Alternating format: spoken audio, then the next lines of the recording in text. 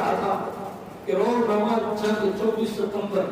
1965 کی یہ اخبار ہے اور اس کے اندر یہ بات موجود ہے کہ سیالکوٹ کے بارے کا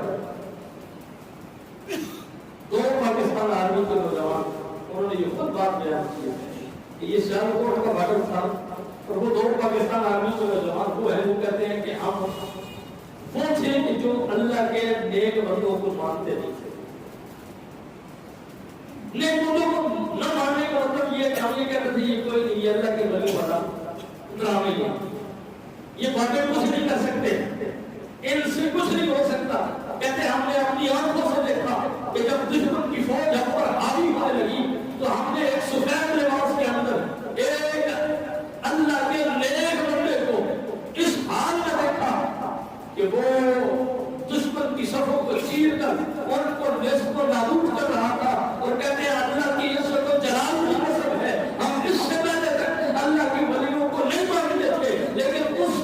جس نے یہ سب کچھ کیا اس کی تلوار پر شیخ عبد القادر جیلانی لکھا ہوا تھا. پھر اس دن سے ہم نے یہ دل سے تسلیم کیا ہے کہ واقعہ یہ اللہ کے نیک بندے کل بھی پاکستان کی مدد کے لیے کھڑے